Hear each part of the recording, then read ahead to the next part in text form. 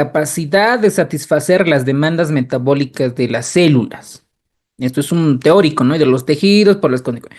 Entonces, lo que pasa es que el vaso sanguíneo, hay una fórmula que es la disponibilidad de oxígeno, que es la cantidad de oxígeno donde tiene que ver igual el gasto cardíaco. Entonces, el torrente sanguíneo lleva oxígeno.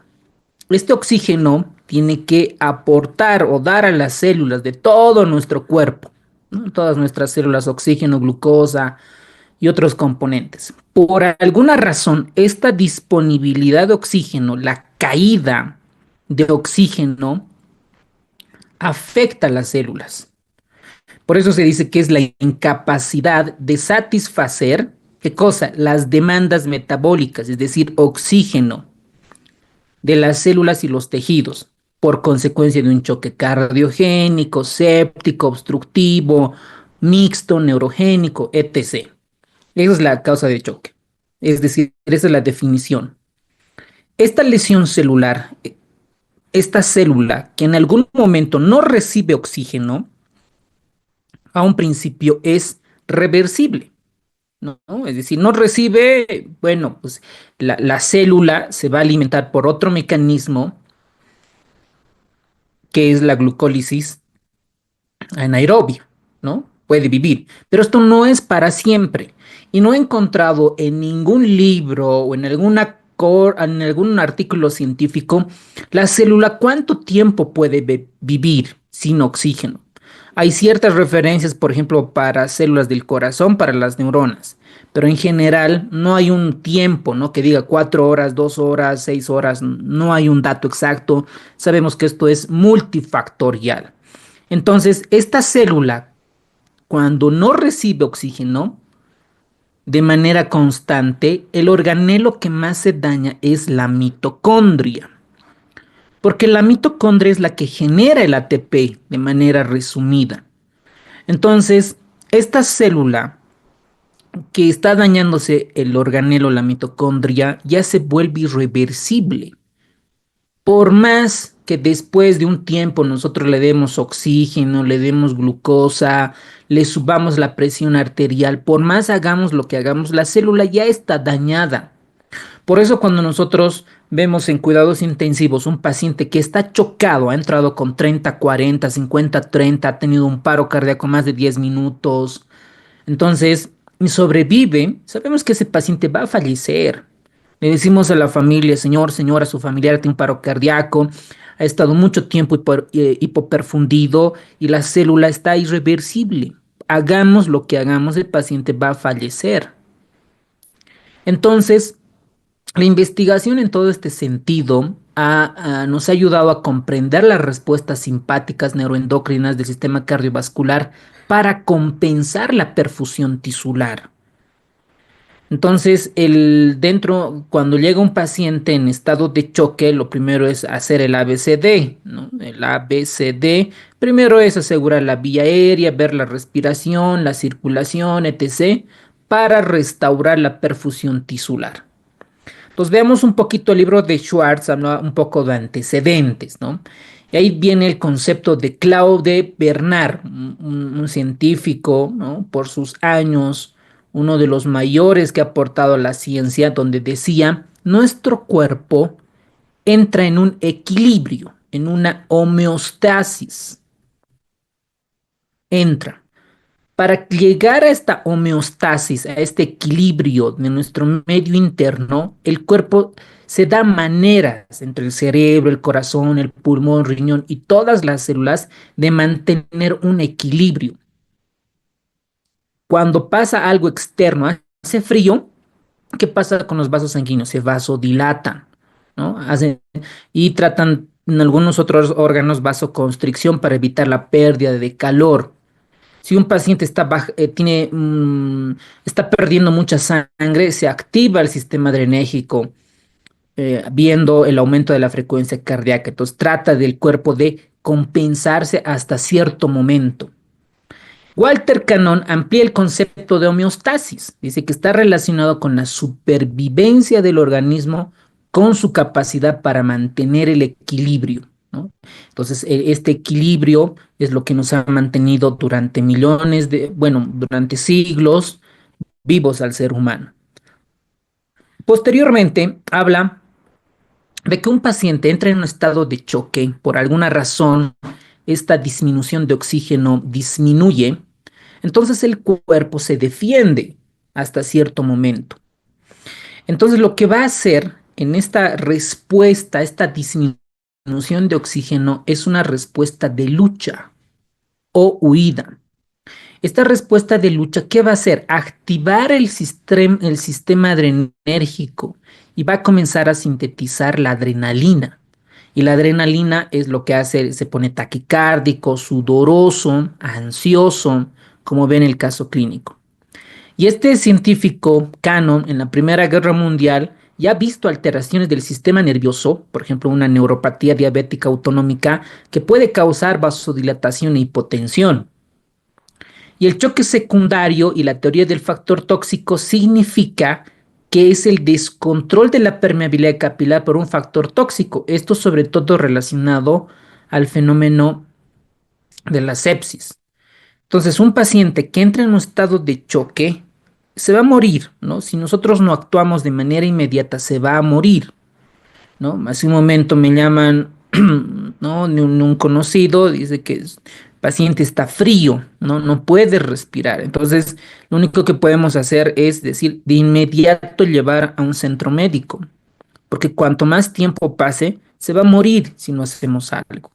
Entonces, es importante reconocer a un paciente grave, un paciente crítico que se puede morir, porque eso impacta en la mortalidad.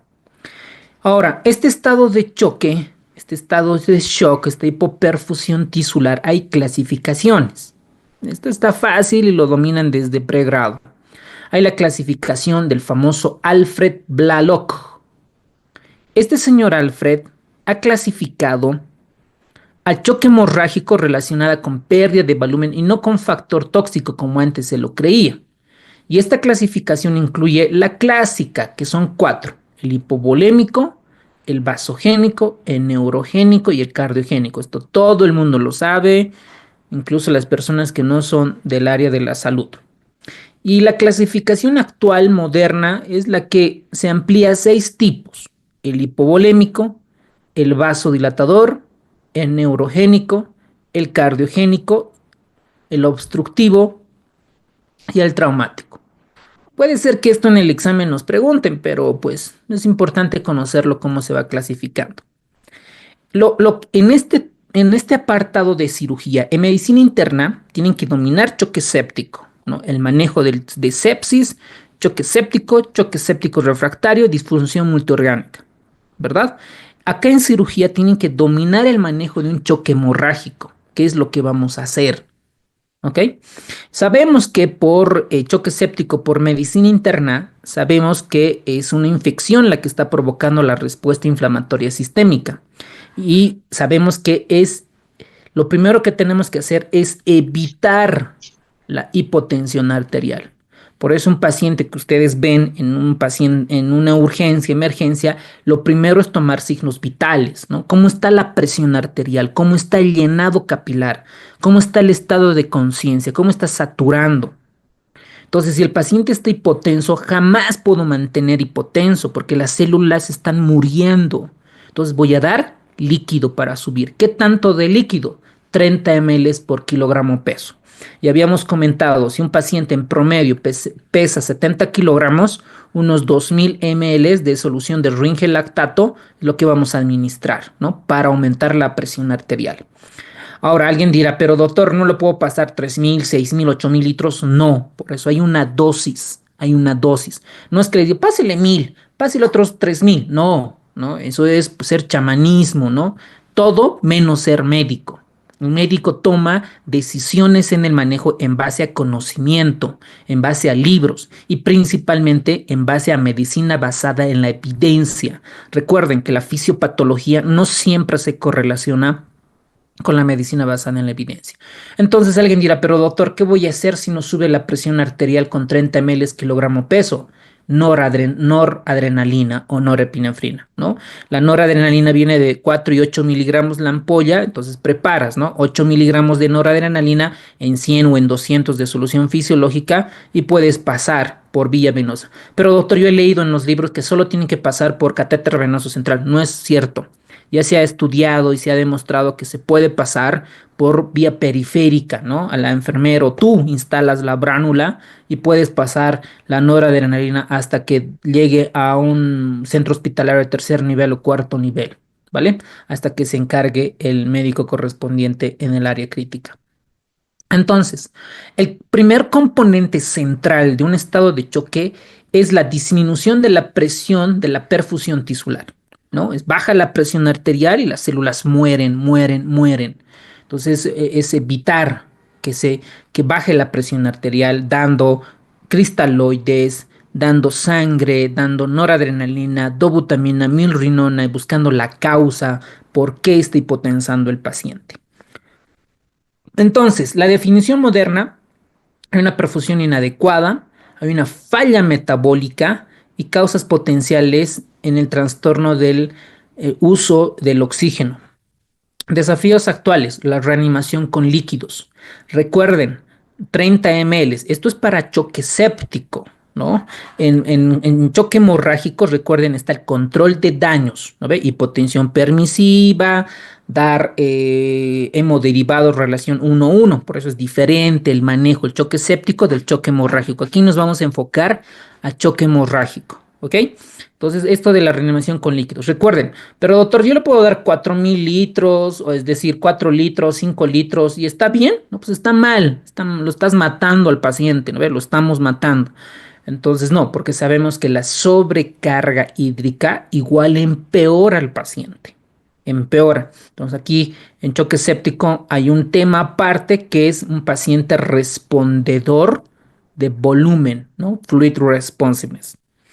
Entonces, ahora, a nosotros, digamos, tenemos un paciente con choque hemorrágico, le damos hemoderivados, relación 1-1-1, y las células, no sabemos, ¿no? Digamos que estamos en, no sé, a 3 horas de un accidente automovilístico, ¿no? Ahora creo que ha habido ya un accidente, ¿no? Un policía fue su pierna por dinamita, creo, ¿no? Esto en Cochabamba. Entonces el paciente ha debido entrar en un choque hemorrágico, ¿no? Si ha sido un traumatismo grande por dinamita. Entonces hasta que llegue a un centro médico debe tardar 1 hora, 2 horas. Entonces durante ese tiempo las células están sufriendo. Entonces, estas células, cómo puedo saber si esta célula está sufriendo? Principalmente con el lactato. El lactato es un biomarcador de hipoperfusión tisular. Porque ustedes recuerden, aquí es la perfusión tisular lo que está afectada. ¿Cómo puedo saber laboratorialmente con lactato? Hay otros biomarcadores, el delta CO2, el delta bicarbonato, la saturación venosa central, hay muchas, pero el mejorcito digamos que es el lactato a nivel laboratorial. A nivel clínico es el llenado capilar. Entonces, también les comenté que hay un estudio donde comparan el lactato versus el llenado capilar y al parecer el llenado capilar es superior al lactato. Pero a nivel laboratorial, para el examen de la residencia, el lactato es el biomarcador de perfusión tisular. ¿Vale? Muy bien. La fisiopatología, creo que esto es intuitivo, no leyendo puede absorber conocimiento, no lo veo tan difícil. El punto es que hay una hipoperfusión tisular, a esto hay una respuesta de nuestro cuerpo para mantener la presión arterial, es decir, la perfusión tisular. Hay mecanismos de regulación, se activan los barroreceptores, los quimiorreceptores, el sistema adrenérgico, se activa el sistema hormonal, sistema renina, angiotensina, aldosterona y otras, ¿ok? Y cuando la célula muere, la célula está muriendo, se activa el sistema inmunológico. Y este sistema inmunológico se activa dando un síndrome de respuesta inflamatoria. Es decir, aparte que está bajando la presión arterial, la célula está muriendo, está sufriendo, aparte se desencadena una respuesta inflamatoria. Entonces, lo que va a pasar, que este choque va a haber varias fases, dependiendo qué tan grave es. Tenemos un choque fase compensada, es decir, mantiene la presión arterial a costa de qué? A costa del aumento de la frecuencia cardíaca, del sistema neuroendocrino. Luego ya no puede el cuerpo, dice, ya no puedo mantener la presión, ya estoy con 150, 160 de cardíaca. Viene la fase de la descompensación. El paciente se pone frío, deja de orinar, está ansioso, ¿no? Ahí lo tenemos que detectar, incluso más antes. Siempre la taquicardia no es buena, ¿no? La taquicardia siempre se debe investigar por qué es. Ah, ah, ah. Sus micrófonos.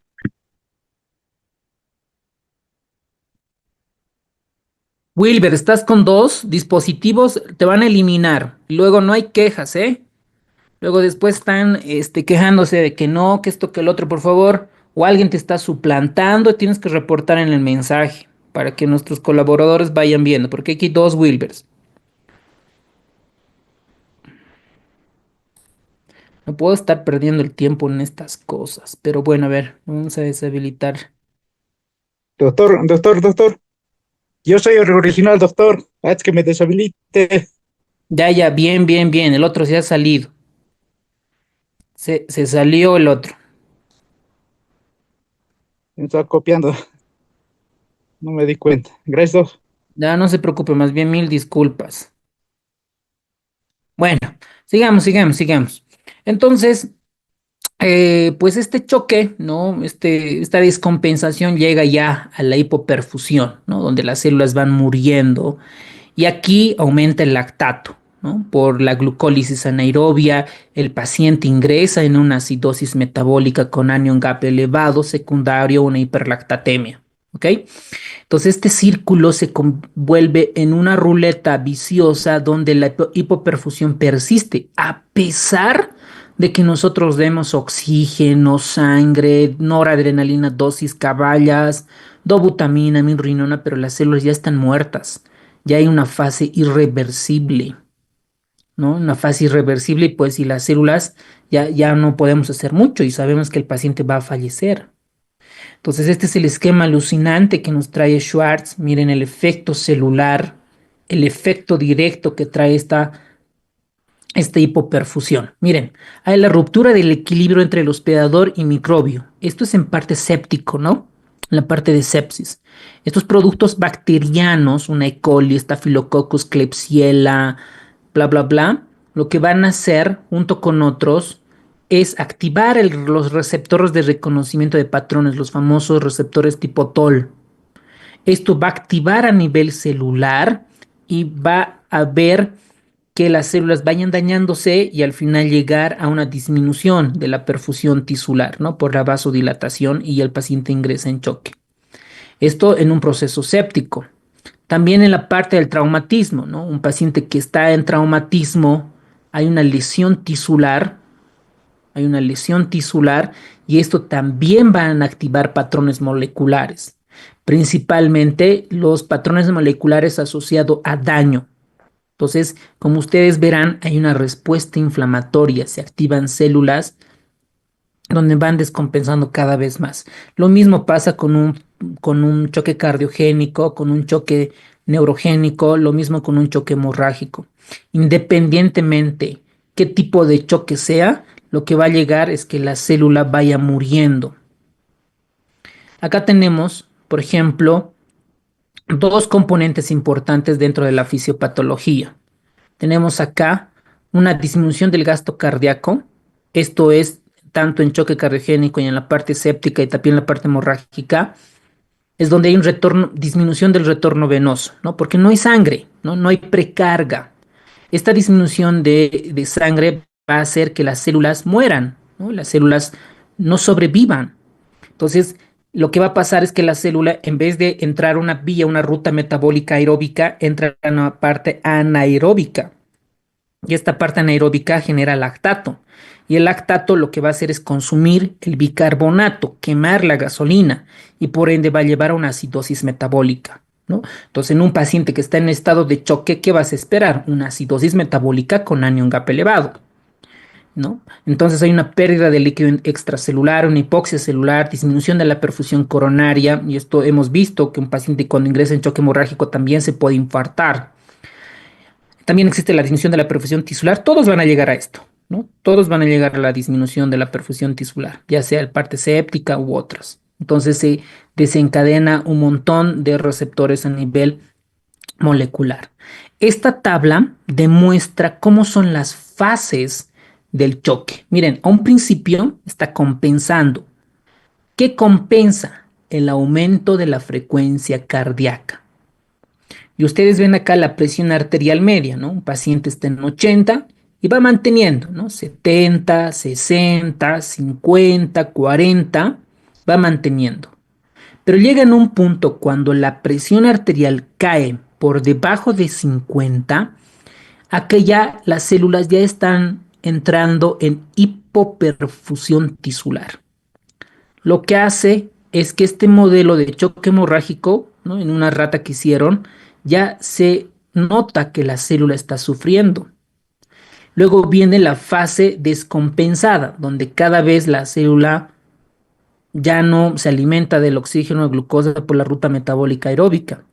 Va a llegar en un punto, ¿no? Donde ya es fácil reversible y sabemos que este paciente va a llegar.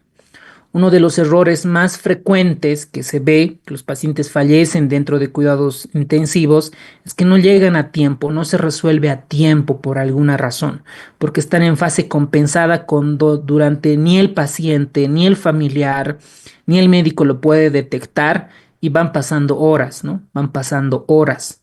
Sería bonito tener, ¿no? Un paciente que está con taquicardia, está en sepsis, tenemos tanto tiempo, ¿no? Esto es un poquito multifactorial. Entonces, la hipoperfusión persistente produce trastornos hemodinámicos y un colapso cardiovascular y llega a una fase irreversible. Y lamentablemente hay mucha gente que cuando ya llega a terapia intensiva, un paciente grave, ya sabemos que este está en la fase irreversible, hagamos lo que hagamos, no va a salir, ¿no? Por eso a veces nuestra letalidad es alta en las unidades de cuidados intensivos. Por eso es importante reconocer y actuar de manera inmediata. Bueno, ahora, cuando un paciente está perdiendo sangre por alguna razón, el cuerpo se defiende y una de ellas es activa el sistema neuroendocrino, el sistema renina angiotensina, aldosterona, etcétera. No vamos a profundizar porque esto ya es más de hipertensión arterial, ¿no? Donde todo el sistema hemos explicado claramente. Si lo desean, pueden volver a ver la clase que está en la plataforma, que es desde el 1 de noviembre con seguridad ya va a estar, o pues probablemente incluso ya esté mucho más antes, ¿no? Si lo logramos. Entonces, bueno, esa es la respuesta, ¿no? Entonces, acá la causa más probable del paciente está en choque hemorrágico. Ahí nadie puede fallar, ¿no? Un paciente con trauma, hipotenso, taquicárdico, choque hemorrágico. Nadie puede pensar en choque séptico porque no ha hecho fiebre y demás. ¿Cuál es el objetivo principal? Controlar la fuente de hemorragia. Y ahí interviene el cirujano, el neurocirujano, vascular, el torácico, bla, bla, bla, ¿no? Todas las subespecialidades de la cirugía. ¿Cuál es la mejor intervención en un paciente que se encuentra líquido libre, ¿no? El paciente está hipotenso, ¿no? Miren, está hipotenso. Tienes líquido libre en abdomen por ecografía, tienen que entrar a la parotomía exploratoria, ¿no? Para ver cuál es el órgano dañado y todo pues va a resolver ahí el cirujano, ¿ok? ¿Cuál es el marcador más útil? Dice, para valorar la respuesta a la resucitación. Por ejemplo, cuando doy clases a diplomados en la parte de urgencias, si les pregunta, ¿no? Respuesta de resucitación, muchos piensan que es compresiones, ¿no? Dar compresiones a un paciente, es resucitar, no. En la parte de shock, resucitación, nosotros denominamos a que un paciente se está con hipotensión arterial, tratar de normalizarlo, ya sea con cristaloides, ya sea con noradrenalina, ya sea con dobuta, ya sea reperfundiendo el corazón, resolviendo neumotórax a tensión, resolviendo la hipertensión intraabdominal, cualquier maniobra que trate que aumente la presión arterial, a eso es resucitación. Entonces, para ver si mi manejo es adecuado, es correcto, ¿no ve? Y mi manejo es adecuado, estoy bien con los cristaloides, estoy con la noradrenalina. Entonces, ¿cómo voy a valorar si mi camino está bien, lo que estoy haciendo, nivel de lactato? ¿Ok? Si ha entrado un paciente con 4, ¿no? Digamos que hoy estamos de turno en un hospital, ¿no? Estamos de turno y el paciente ayer ha ingresado con un lactato de 8, ¿no? Anoche, digamos, un traumatismo cráneoencefálico, un lactato de 8. Y ahora le tomamos una gasometría y está el lactato de 4. Decimos bien, ¿no? Está disminuyendo el lactato, las células están por glucólisis aerobia, ¿no? Tenemos chance de que el paciente sobreviva. Pero ¿qué pasa si ayer estaba con lactato de 4 y ahora le tomamos un lactato y está en 10? Sabemos que el paciente no está yendo bien, se va a morir. ¿Por qué? Porque no hemos resuelto el choque hemorrágico, no hemos resuelto el infarto agudo de miocardio, no hemos resuelto la arritmia, el neumotórax, el hemotórax, whatever, ¿no es cierto? Entonces, ese es el biomarcador que nos ayuda a ver la respuesta a la resucitación. ¿Es lo único? No, hay otras variables más, ¿no? Pero desde el punto de vista de la cirugía es esta, ¿ok? Hay 44 personas que quieren entrar a la clase, me permiten un ratito, porque luego se van a quejar y luego van a decir, bla, bla, bla. Pues lo ideal es que entren a tiempo, ¿no? Ahora, hay otros, Naida Pacheco, Santiago, Mar Ramos, tienen que identificarse, por favor. Hay uno que está con iPhone, Gina, tienen que identificarse porque luego se están quejando. Luego se están quejando. Vuelvo a repetir, no son ya muchas veces repitiendo, tienen que identificarse. Y las ratas, por favor, salir de la clase. Los van a perjudicar a sus compañeros. Nos están perjudicando, me están perjudicando. Muy bien, entonces, ¿cuál es el propósito principal de la resucitación? Mejorar la oxigenación tisular, ¿no? Ese es el objetivo. Y cuando un paciente hipotensa, nuestro cuerpo se trata de defender hasta donde puede, ¿no? Se activa el sistema adrenérgico, los vasoreceptores, quimiorreceptores, el sistema hormonal cardiovascular. Muy bien. La respuesta, ¿no? ¿Cómo vamos a tratar de mantener la perfusión, sobre todo al cerebro y al corazón, con vasoconstricción periférica? Por eso el paciente está frío, porque está en vasoconstricción. El cuerpo dice, necesito sangre, necesito plasma. Entonces trata de apretar, ¿no? Los vasos sanguíneos para llevarle al corazón, al cerebro, lo más que pueda. Por eso el paciente está frío, el llenado capilar está retardado.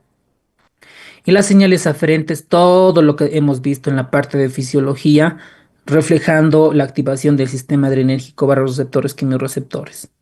Las vías eferentes, ¿no? Está la compensación cardiovascular, esto aumentando la frecuencia cardíaca. La redistribución del flujo sanguíneo, donde no importa que esté frío mi brazo, mis piernas, pero yo tengo que darle sangre al cerebro, al corazón, ¿no? Y obviamente va a disminuir la sangre en los intestinos, en los riñones y en la piel. Por eso, ¿cómo vemos al paciente que está en estado de choque frío, ¿no? El llenado de capilar aumentado.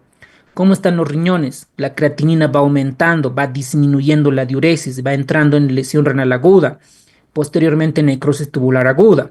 ¿Cómo está el intestino? No tenemos un biomarcador como tal, pero sabemos que está sufriendo. Incluso es uno de los primeros órganos que sufre cuando un paciente va perdiendo sangre y va activándose la adrenalina, la noradrenalina y otros. Y dentro de la parte metabólica, aumentan los niveles de glucosa por un fenómeno, bueno, por una ruta metabólica que es la glucogenólisis y la gluconeogénesis. El objetivo es mantener buenos niveles de glucosa, porque la glucosa es el alimento para nuestras células, ¿verdad? Luego también se activa el sistema hormonal, ¿no? Promueve la gluconeogénesis. El sistema renina-angiotensina-aldosterona se activa más no poder con el objetivo de retener sodio y agua, ¿no? Entonces en el riñón dice, necesito sodio, atrapa el sodio todo lo que puede, por ósmosis va a tratar de jalar agua por los riñones. Entonces la diuresis va a disminuir, ¿no? Va a disminuir. También se activa el sistema renina-angiotensina-aldosterona, el ADH, Y la acción del choque séptico ya pues es otro mundo, ¿no? Ahorita estamos más enfocados en choque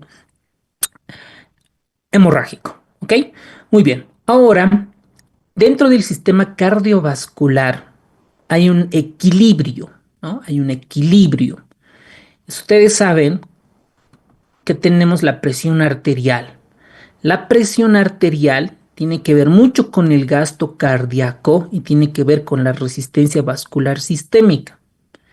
Este gasto cardíaco va a depender de la precarga, de la poscarga y de la contractilidad ventricular.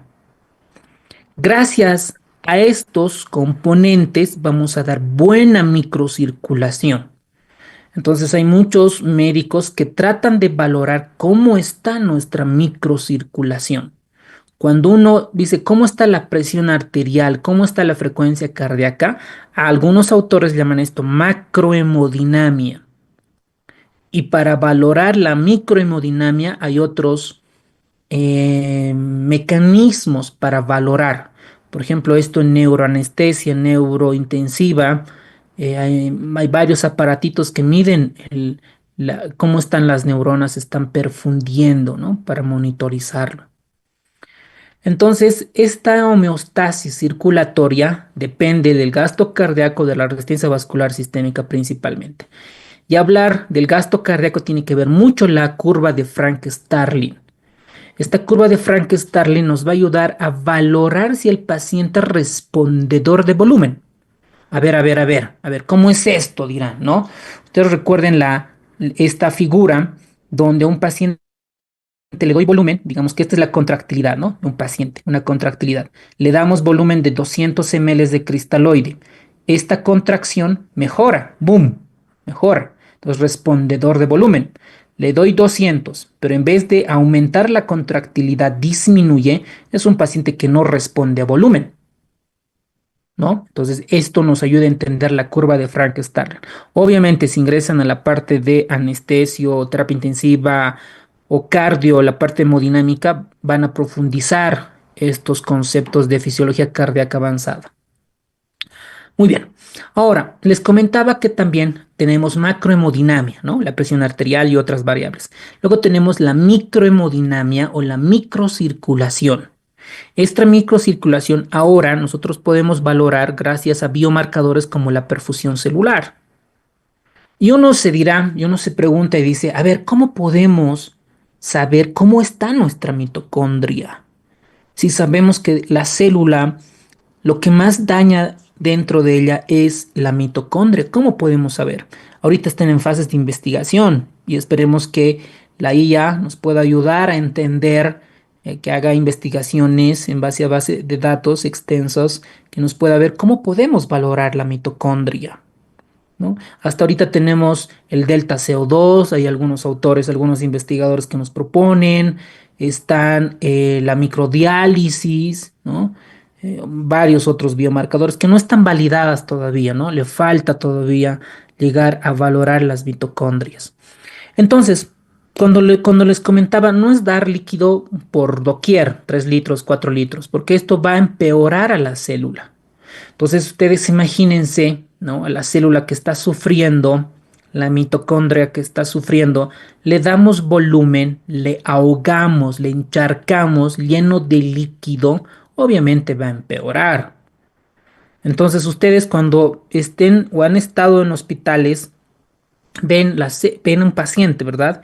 Y de repente le ven con edema en miembros inferiores, o está con edema en los glóbulos, en globo ocular, ¿no? En los párpados. Sabemos que la célula está sufriendo y ese líquido lo tenemos que sacar.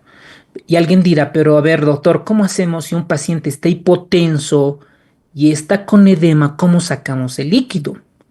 Porque si damos diuréticos va a hipotensar el paciente. Ahí viene pues el perfil hemodinámico, ¿no? Viene el perfil hemodinámico. ¿Qué perfil hemodinámico tiene? ¿Cómo vamos a sacar ese líquido a un paciente que está hipotenso? Entonces, ya eso, ¿no? Y en la práctica, pues si tenemos más tiempo, ahí les vamos a ir preparando para ver este tipo de pacientes, ¿ok? Una de las preguntas clásicas que ingresan en los exámenes de la residencia es el perfil hemodinámico de cada tipo de choque. ¿no? El perfil hemodinámico. Por ejemplo, este perfil hemodinámico vamos a tener varias variables para ver, ¿no? Tenemos el índice cardíaco, tenemos la resistencia vascular sistémica, tenemos la capacitancia venosa, la PVC, ¿no? La presión venosa central y la PCWP, que es la presión ocular de la arteria pulmonar. Esta es la saturación venosa, ¿no? Esta es la saturación venosa de oxígeno. Es otra, cuidado se confundan con la saturación venosa mixta de oxígeno, es otra esa. ¿Ok?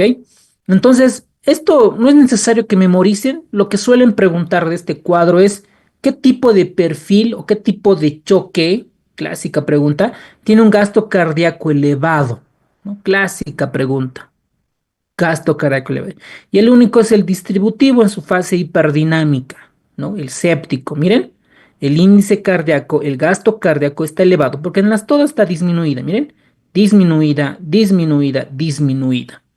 ¿Por qué en un choque hipovolémico está disminuido el gasto cardíaco? ¿Por qué? Porque disminuye la precarga, el volumen, ¿no? Disminuye la precarga. Por eso el gasto cardíaco está bajo. Cuidado, ¿no? En el examen, algún estudiante del diplomado decía, pero a ver, ¿qué tipo de choque tiene un gasto cardíaco bajo? Decía cardiogénico. Sí, está bien, es donde más el gasto cardiogénico. Y decía, pues nada más, ¿no? El hipovolémico también tiene un gasto cardíaco alto porque disminuye la precarga. Para mantener un buen gasto cardíaco se debe optimizar la precarga, ¿no es cierto? Eso con relación al perfil hemodinámico. Ahora vean la resistencia vascular sistémica. Vean, en el choque hipovolémico, la resistencia vascular sistémica está elevada, ¿ok? Porque el fenómeno es la vasoconstricción. Ok, permíteme un ratito, están llamando.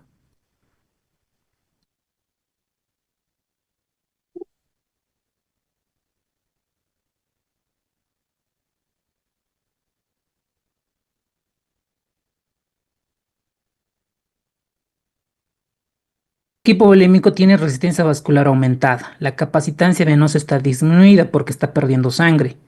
Y obviamente la presión venosa central y la presión de oclusión de la arteria pulmonar están disminuidas. Todas están disminuidas. ¿Qué tenemos que hacer el tratamiento que vamos a poner? Obviamente, optimizar la precarga. ¿Cómo vamos a optimizar? Dando cristaloides, coloides o hemoderivados. ¿Ok?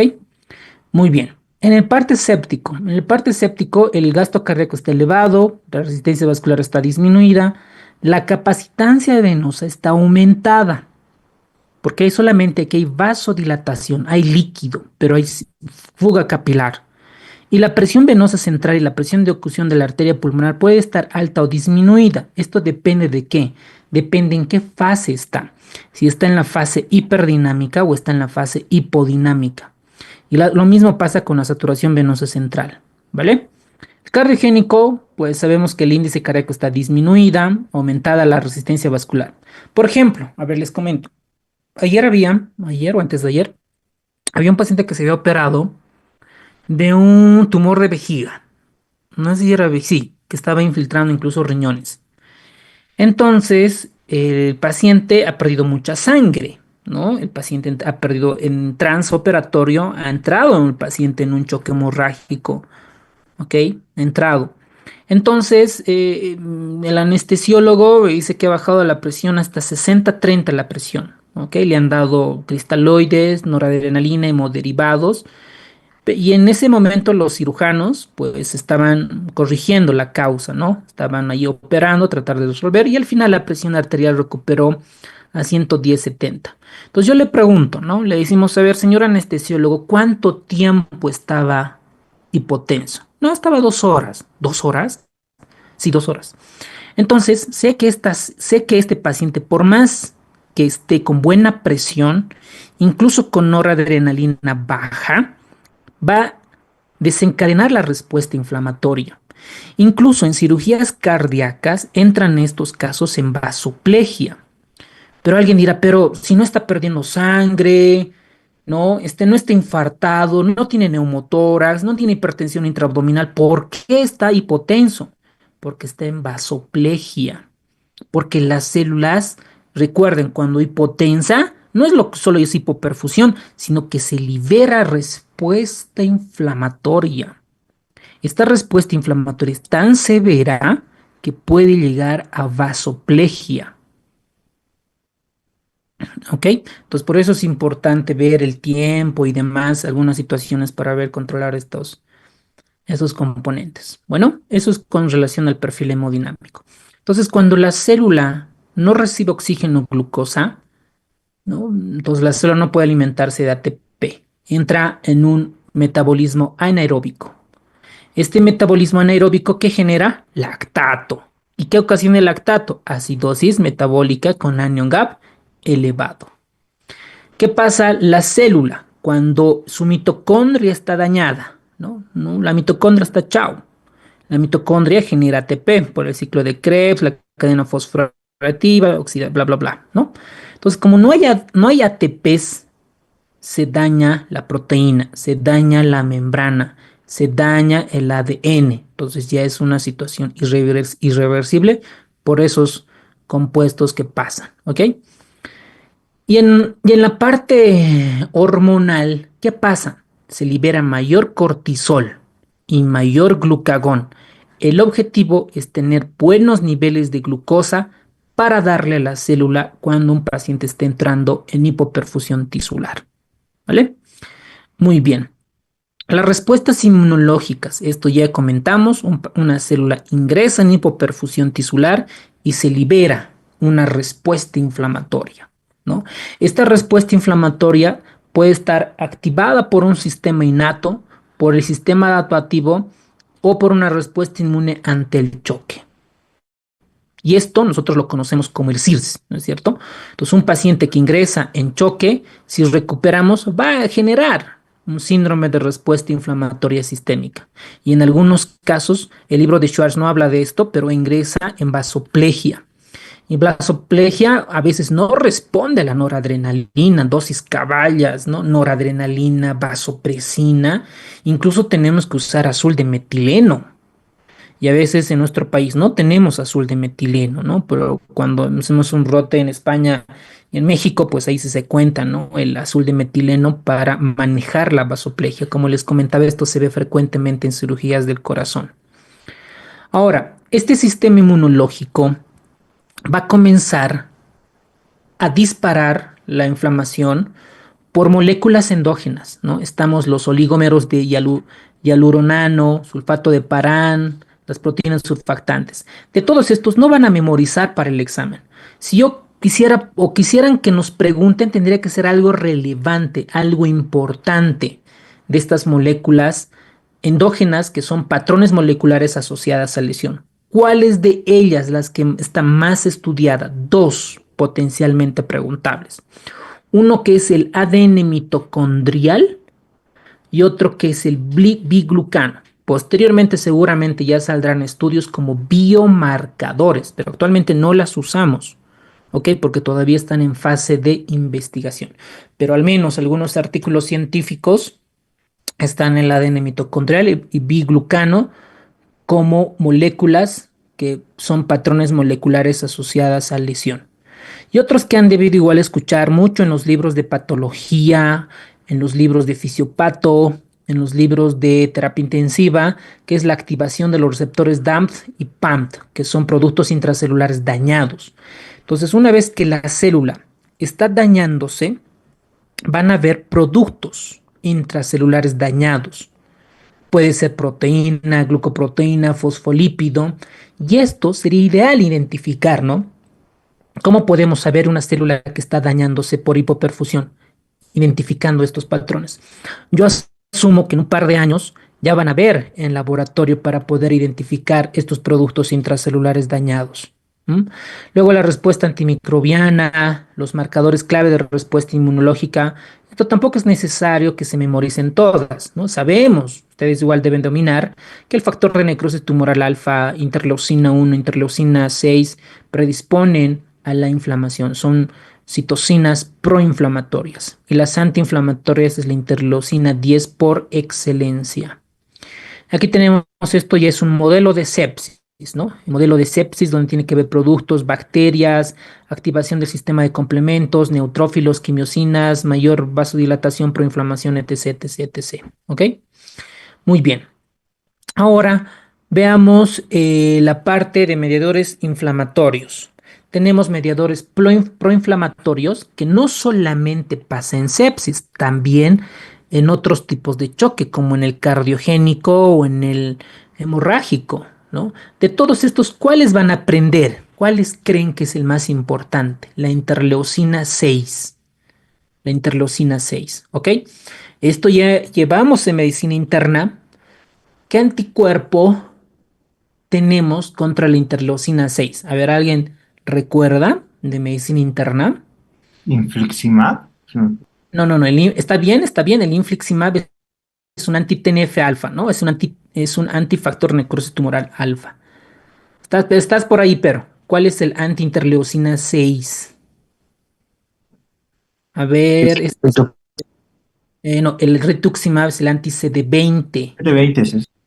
Eso, el anti-CD20. Otra. Les voy a dar otro dato más. Eso, doctora, más fuerte, más fuerte. Tocilizumab. Tocilizumab, ¿no? Eso, Para el COVID se bien. daba, ¿no? Eso, sí, doctores. ¿Ven? Por eso es importante, ¿no? Porque cuando les decía de estos proinflamatorios, ¿cuál van a recorrer interleucina 6? ¿Por qué? Porque ya se han creado anticuerpos, medicamentos biológicos contra ciertos tipos de interleucina. Y pues es importante para medicina interna, para AR, enfermedades inmunológicas, los anti-TNF alfas, ¿no? El humanizado, el porcino, bla, bla, bla. Es importante recordar. Para acá, a modo de recordar, es el tocilizumab, ¿no? El tocilizumab es contra la interleucina 6. Son sustancias proinflamatorias. Dentro de los antiinflamatorios, su mayor representante es la interleucina 10. ¿Ok? La 10. Muy bien, doctores. Formas de choque. Está facilito esto, ¿ok? Paciente 28 años, accidente automovilístico, 80-50, taquicárdico, no responde. Miren, no responde adecuadamente a la reanimación inicial. Cuidado, se estén imaginando compresión. No, aquí es reanimación inicial, es decir, con cristaloides, con líquidos. Y se sospecha hemorragia interna, dice debido a una fractura pélvica. Un paciente que tiene politrauma tiene que entrar a tomografía, ¿no? Body scan, todo el cuerpo, ¿no? El equipo médico decide llevarlo rápidamente al quirófano.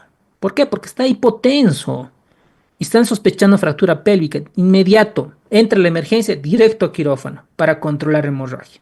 ¿Y ustedes creen que pasa en nuestro medio así? Jamás. Bueno, ojalá estuviera pasando y ojalá estuviera equivocado. ¿Cuál es el siguiente paso más adecuado en el manejo de este paciente? O sea, ojo que ya está con reanimación de cristaloides. Pueden contestar en el chat, por favor. 30, 20 segundos, por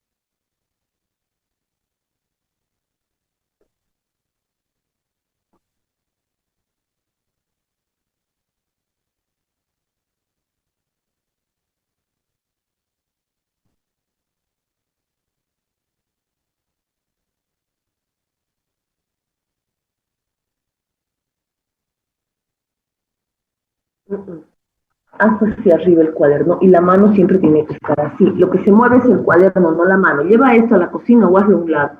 Date el espacio y distancia de trabajar bien.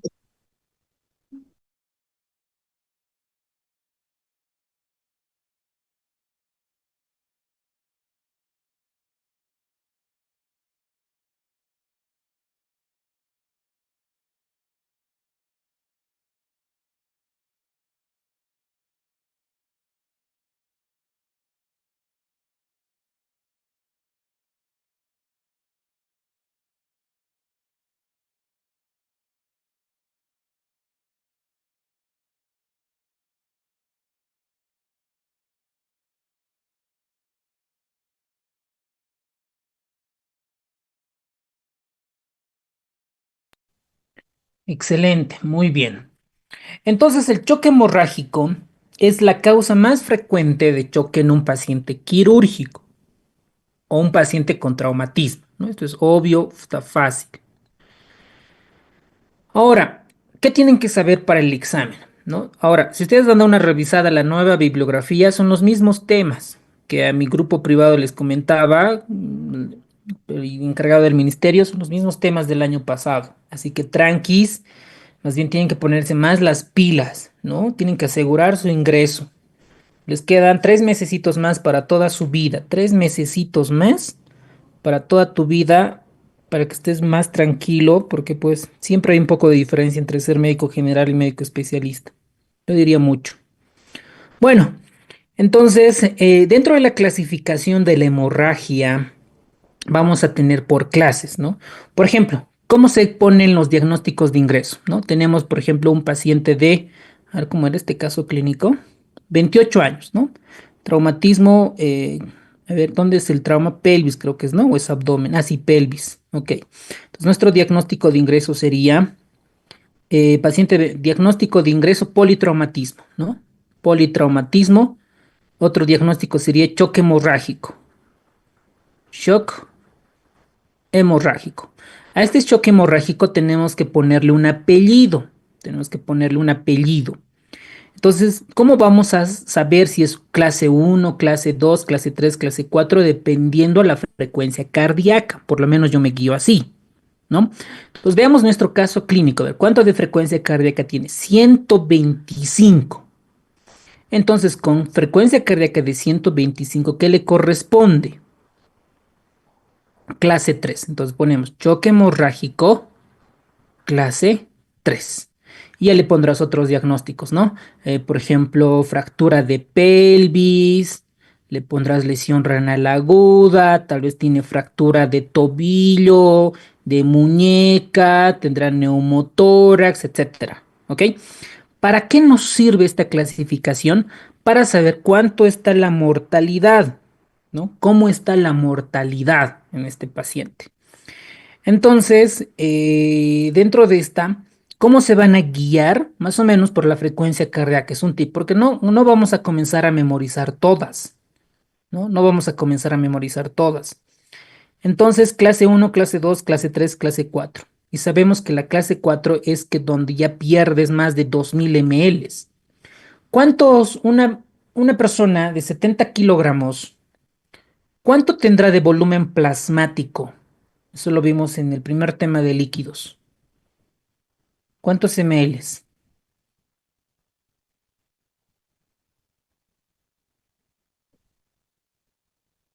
¿Mm?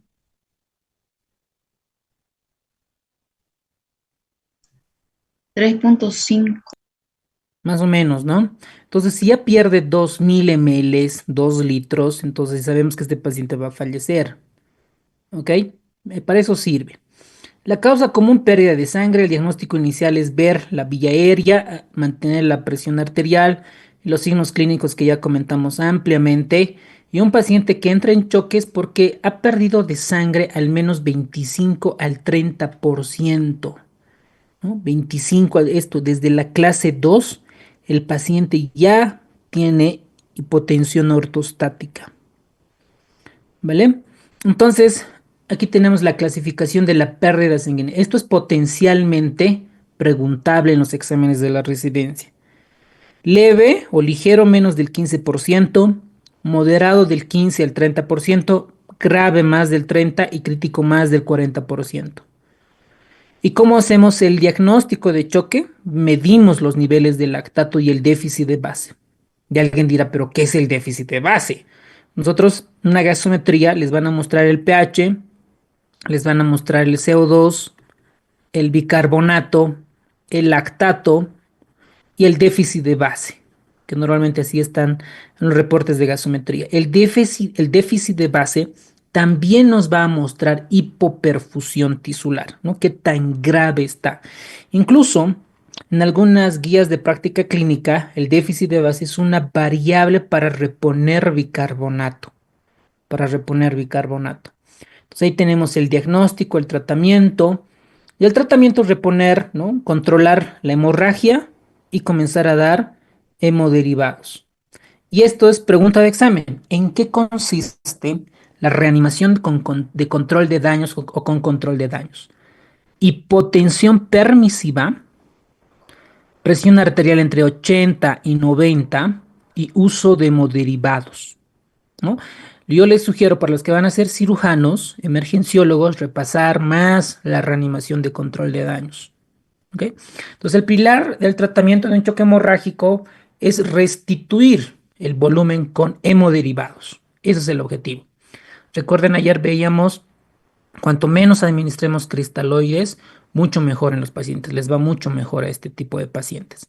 Aquí nosotros vemos cuando un paciente ingresa por traumatismos a un hospital, recordemos que tenemos un tipo de coagulopatía, ¿no? Que es la coagulopatía inducida por trauma, ¿verdad? Por trauma. Eso tenemos, coagulopatía inducida por trauma. En la coagulopatía inducida por trauma, ¿qué es lo que se altera? ¿Qué está alterado? El TP, INR, el TTPA, tenemos hipofibrinólisis, tenemos consumo de factores de coagulación. ¿Qué es lo que le caracteriza a la coagulopatía por trauma, doctores? Pueden activar su micrófono. Hiperfibrin, Eso, doctora, dale, dale. Hiper. hiperfibrinólisis. Exacto. Hiperfibrinólisis. Hiperfibrinólisis. Eso, muy bien, doctora. Y eso vamos a detectar con el tromboelastograma, ¿no? Con el tromboelastograma. Entonces, con este método vamos a detectar la hiperfibrinólisis. Hiperfibrinólisis. Eso es lo que pasa en la coagulopatía inducida por el trauma. Entonces, para evitar esta hiperfibrinólisis, vamos a usar antifibrinolítico. ¿Y cuál es el antifibrinolítico, doctores? El que El funciona. Ácido tranexámico. tranexámico. Es muy bien, el ácido tranexámico. Y esta tabla, este cuadro explica eso. Miren, el tiempo de tratamiento. Miren, acá nosotros vamos a tener el tiempo en horas. ¿Ok? Aquí vamos a tener en horas. Miren, 1 hora, 2, 3, 4, 5, 7, 8. Miren, y este es el odds ratio. El odds ratio, doctores, ya tienen que estar capos para esta altura, tienen que estar cracks. ¿Para qué diseño de estudio se emplea los odds ratio? Casos y controles, cohortes, prospectivos, ensayos clínicos aleatorizados. ¿En qué diseño de investigación se emplea los odds ratio?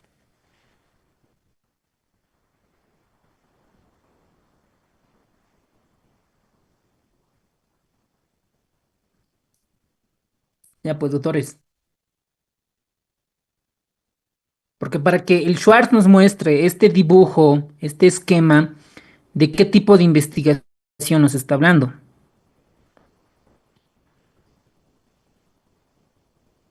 Bueno, los espero. A ver.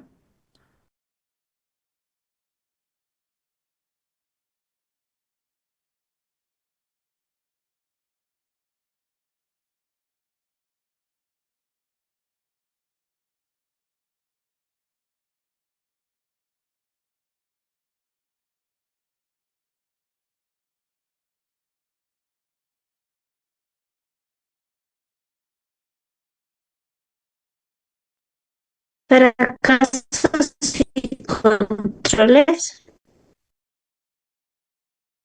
Bien, doctora. Se van a acordar, odds ratio, ¿no ven? Odds ratio para estudios observacionales analíticos van a ser retrospectivos. Retro ratio. ¿Qué tipo de diseño observacional es retrospectivo? Los casos y controles. ¿No es cierto? Como dice la doctora. Pero también se suelen utilizar en otro tipo de ensayos. Por ejemplo, miren, vamos a preguntarle a ver qué tanto nos responde la Sol, que es mi asistente personal, soportada con inteligencia artificial. Sol, ¿estás allí? Sí, aquí estoy. ¿En qué puedo ayudarte hoy? A ver, tenemos en la parte de bioestadística el odds ratio, el riesgo relativo. Los odds ratio, ¿para qué tipo de investigación se utilizan o se aplican? El odds ratio se utiliza principalmente en estudios de casos y controles. Es una medida de asociación que compara la probabilidad de exposición a un factor de riesgo entre los casos, individuos con esa enfermedad, y los controles, individuos sin la enfermedad. Es especialmente útil en estudios donde la enfermedad es rara o cuando se quiere investigar enfermedades con largos periodos de latencia. Excelente. ¿Y el riesgo relativo, los RR, para qué tipo de investigación se utiliza o se aplica? El riesgo relativo, RR, se utiliza principalmente en estudios de cohorte. Estos estudios siguen a un grupo de individuos a lo largo del tiempo para comparar la incidencia de una enfermedad entre los expuestos y los no expuestos a un factor de riesgo. El RR te dice cuántas veces es más probable que ocurra un evento en el grupo expuesto en comparación con el grupo no expuesto. Es útil para entender la relación entre la exposición y la enfermedad. Excelente, gracias. Listo. Felicidades, doctor. ¿No? Toda la razón, ¿no? Entonces, retrospectivo, casos y controles, ¿no? Para estudios cortes, prospectivos, riesgo relativo, ¿ok? Para estudios observacionales analíticos. Entonces, ¿qué vamos a interpretar de este cuadro? Miren, a los pacientes que se les administraba el ácido tranexámico antes de las 2-3 horas, su odds ratio está entre 0,5 a 1. ¿No es cierto? Cuando pasa el tiempo de 3, 4 horas, 5 horas, 6 horas, 7 horas, el ácido tranexámico ya no funciona.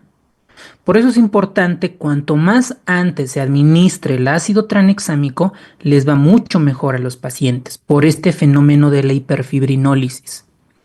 Entonces, ¿qué dice la teoría?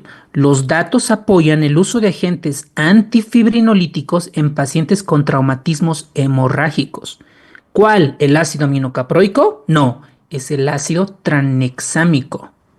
Y hay un estudio bien famoso, ¿no? Un ensayo clínico aleatorizado que es el estudio CRASH-2, donde a un grupo de personas, a un grupo de pacientes, no se les administra ácido tranexámico y al otro grupo de pacientes sí se les administra ácido tranexámico temprano. Entonces, los que han recibido ácido tranexámico temprano son los que mueren menos, disminuyen la mortalidad. Y gracias a este estudio CRASH-2, en todo el mundo, ya se puede, bueno, ya se utiliza, ¿no? Ya está indicado en nuestras guías. Por ejemplo, estos estudios que reportan en el New England, JAMA, Nature y otros medicamentos que salen, pues es importante reconocer la empresa, pues sobre todo para la inversión en la bolsa de valores, ¿no? Que ya es otro tema. Entonces, el tratamiento temprano, miren, en 3 horas, dice. Miren, esto es posible pregunta de examen. Si yo quisiera aplazar, quisiera que entren solo los mejores, solo los que están estudiando profundamente, esto preguntaría, porque es importante. No es lo mismo administrar a la 1, 2, 3 horas que a las 6 horas. Miren, por eso acá, este es el punto de corte que llega al 1, ¿no? Nuestro otro ratio, al 1. Entonces, el ácido tranexámico debería administrarse tempranamente, antes de las 3 horas. Supongo que fisiopatológicamente para evitar mayor hiperfibrinólisis, ¿no? De los pacientes con traumatismo que reduce mortalidad. Bien, lo bonito que es, ¿no? La parte de de la investigación, ayuda a entender muchas cosas. Antiguamente se sabía la tríada, ¿no? La tríada de la muerte. Clásica pregunta en ATLS, cuando pasa cirugía, rotas emergencias, en el internado, en el R1, en el R2. Cuando ustedes sean ya R2 o R1, pues van a preguntar, ¿no? Tienen que saber sus estudiantes. ¿Cuál es la tríada de la muerte? Hipotermia. Entonces, ¿qué vamos a hacer? Si vamos a administrar cristaloides o sangre, pues que sean tibios, ¿no? Que sean tibios. Y que el paciente esté con una frazada. Esto sobre todo para el occidente, porque hace mucho frío y la hipotermia empeora la coagulopatía. Otra es la acidemia. Pregunta para ustedes, ¿con cuánto de pH está indicado administrar bicarbonato de sodio en un paciente con choque hemorrágico?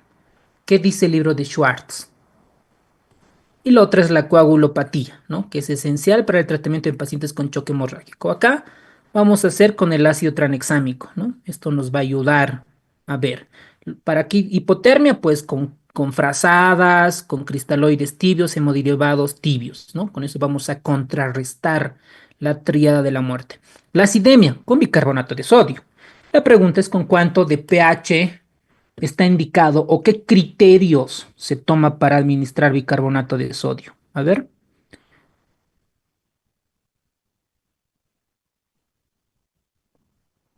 ¿Cómo es? ¿Con cuánto de pH?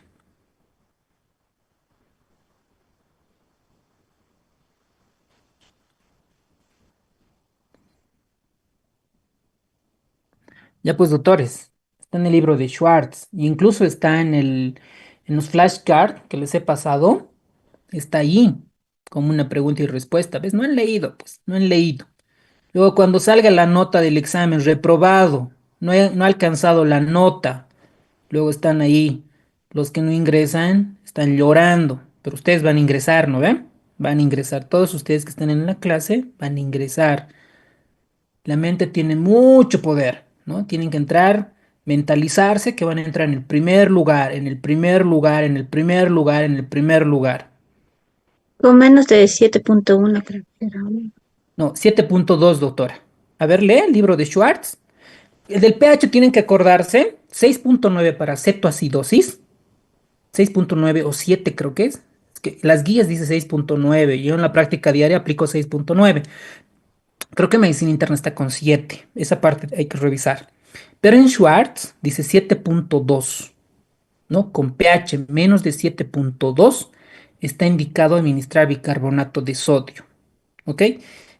Si me confundo, ya les debo el lado a todos, pero es 7.2. Eso es posible pregunta de examen y es un dato relevante e importante. ¿Ok? Lo que dice Himbert en menos de 6.9 es esto en cetoacidosis, ¿no ve? Medicina interna. Muy bien, Himbert. Himbert es uno de los doctores que más está estudiando, ¿no? Se nota que está estudiando súper cool, súper full. Muy bien, excelente. Entonces con eso vamos a contrarrestar, ¿vale? Muy bien, la reanimación con líquidos y hemoderivados. Aquí tenemos cristaloides, solución hipertónica, transfusión balanceada. Aquí la relación 1-1-1, ¿no? Es la clave. Y el ácido tranexámico. Antes de las cuantas horas después del traumatismo, vamos a administrar ácido tranexámico. Antes de 3 horas. Eso, muy bien, antes de las 3 horas, ¿ok? Ese dato igual es importante. Monitoreo de la coagulopatía. ¿Cómo voy a monitorizar? Con tromboelastografía. ¿Tenemos en nuestro medio? No. Ustedes van a entrar de R1, pues tienen que exigir a su jefe de servicio, la parte administrativa, que compren un tromboelastografía. Yo supongo que algunas clínicas en Cocha, en Santa Cruz, deben tener, pero hay mucho politrauma. Aquí también en La Paz, no sé qué clínica tendrá, pero en los hospitales donde yo he trabajado, en algunos centros no la tenemos, tromboelastografía. Sí nos ayudaría mucho a valorar cuánto es la prevalencia, ¿no? De la hiperfibrinólisis, por ejemplo. Muy bien. ¿Qué más? ¿Cuál es el paso más adecuado para el manejo de este paciente? Llevar al paciente a cirugía, ¿no? Es importante porque está sangrando. ¿Cuándo es reanimación o hipotensión permisiva? Con 80 a 90 milímetros de mercurio. ¿Qué tipo de fluidos de primera opción de reanimación? Los cristaloides. Y el estado de choque por traumatismo es lo que más frecuente se ve, ¿no? Aquí lo que más aumenta la supervivencia es los hemoderivados, lo que hemos visto, la relación 1-1, ¿ok? Muy bien. De choque séptico vamos a hablar muy poquito, puntos claves, ¿ok? Puntos claves, 20 segundos por pregunta. ¿Cuándo se recomienda hidrocortisona? La hidrocortisona en choque séptico es hidrocortisona, la indicación, lo que dice el Surviving Sepsis, hidrocortisona, 200 miligramos en 200 cc de solución fisiológica IV para 24 horas. Porque aquí lo que queremos es la acción mineralocorticoide. ¿Por qué? Porque esto va a jalar sodio, por ósmosis va a jalar agua. Ese es el efecto que deseamos. Aquí nos están preguntando cuándo está indicado, cuando usamos corticoides como terapia adyuvante en choque séptico refractario. A ver qué opinan. Pueden contestar en el chat, por favor.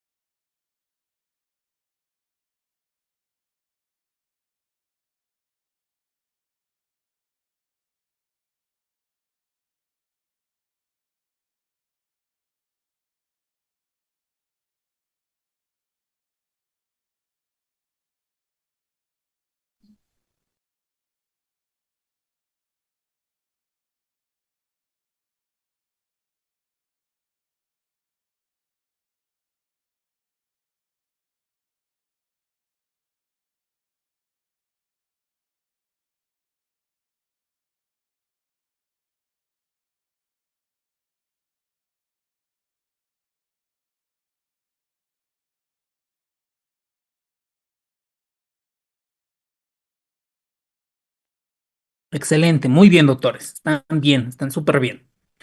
El choque séptico es por una infección, ¿no? Ya sea en el cerebro, sería un choque séptico foco sistema nervioso central, por ejemplo, ya sea por una encefalitis o por una meningitis, choque séptico foco pulmonar por una neumonía, choque séptico foco abdominal que pasa en cirugía por una colangitis, pancreatitis, peritonitis secundaria a una perforación intestinal, gástrica, choque séptico a foco urinario, una pielonefritis, un choque séptico a foco de infección de partes blandas, una mionecrosis, ¿no? Todas estas cosas llevan a choque séptico y básicamente es una vasodilatación que es local a un principio, ¿no? Y luego que se hace sistémico, ¿no? Cuando yo explico a los familiares, le digo, señora, pues tiene una pielonefritis, ¿no? Una infección en los riñones. Esta infección en los riñones está pasando ya a la sangre, ¿no? Esta inflamación pasando a la sangre y eso es lo que hace que baje la presión arterial y las células vayan muriendo poco a poco y puede fallecer la paciente si sus células no se recuperan. ¿Y eso de qué depende? De comorbilidad, si tiene diabetes, si toma corticoides, la edad, muchos otros factores que intervienen en este proceso de la historia natural de la enfermedad. Entonces, el choque séptico básicamente es un choque distributivo, vasodilatador, ¿no? Por todas las sustancias proinflamatorias que local se vuelve sistémico. Y la gran diferencia, lo mismo, ¿no? Tiene hipotensión, taquicardia, pero lo que sí le va a diferenciar del choque hemorrágico es la fiebre. La fiebre, ¿no? Tienen que tener fiebre porque pues tienen infección. Ahora, obviamente, en medicina nada es 100%. Y ustedes cuando hagan informes médicos no tienen que detallar todo, porque los abogados no saben nada de medicina, pero se dan de cuenta.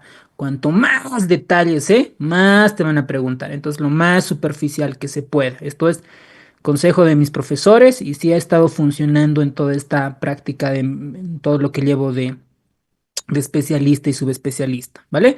Entonces, esta es la fiebre, es lo que le diferencia de esto, ¿no? Entonces, aquí el choque séptico tiene un gasto cardíaco elevado, ¿no? Y hay una vasodilatación periférica. Como hay una vasodilatación periférica, tengo que usar medicamentos con vasoconstricción periférica, como la noradrenalina.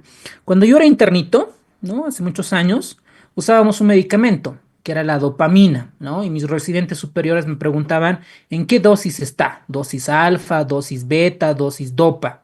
Antes usaba este medicamento, pero salió el estudio, el SOAP, donde han demostrado, hicieron un ensayo clínico aleatorizado, a un grupo de pacientes con choque séptico les daban noradrenalina y a otro paciente, a otro grupo de pacientes les daban dopamina.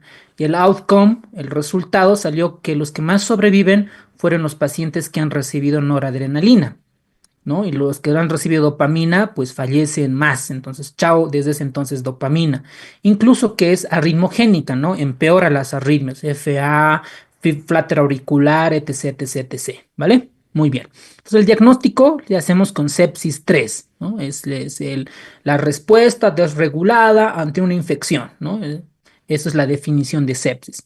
Y aquí el tratamiento, ustedes ya van a hacer R1 un par de semanas. Y sepsis se ve en todo lado, ¿no? En la parte pediátrica, aunque la parte de gineco, sobre todo de emergencias, medicina interna, ni qué decir. Y lo que tienen que dominar es las guías del Surviving Sepsis. ¿Ok? Ahí de memoria, ¿no? Lo primero que tienen que hacer para valorar, para manejar bien sus pacientitos. ¿Ok? Para el examen de la RESI, el volumen es 30 ml, ¿no? Kilogramo peso, si no responde noradrenalina y si no responde vasopresina. ¿Ok? Y si a pesar de todo esto sigue el paciente hipotenso, comenzamos a usar hidrocortisona. Entonces, la hidrocortisona está indicada para hipotensión refractaria. ¿Ok? Refractaria. Entonces, ¿cómo sería nuestro resumen? A ver, sería cristaloides, 30 ml. Si no responde noradrenalina, si no responde vasopresina, si no responde hidrocortisona. ¿Ok? 200, el Surviving Sepsis dicen 200 miligramos y en función en 24 horas. Si no responde, hay que medir el gasto cardíaco y pues, está indicado usar inotrópicos, ¿no? Si tiene una disfunción gasto cardíaco bajo, incluso ver la hemoglobina para ver si requiere transfusión sanguínea. Antes, también cuando era interno, manejaban los de Rivers. También el Schwartz vi que dicen, ¿no? El protocolo de Rivers, pero es antiguo. Eso no deberían de preguntar. Y si preguntan, son unos bolas, ¿no ve? Tienen que preguntar lo que está actual, lo que está actual. Lo que está actual es el Surviving Sepsis. Si preguntan River, nada que ver, ¿no ve? Entonces veamos. Esta es la campaña al Surviving Sepsis, ¿no? Sobreviviendo a la sepsis. La que dice, ¿no? La medición del lactato debe de volverse a medir iniciales si es mayor a 2 milimol litro.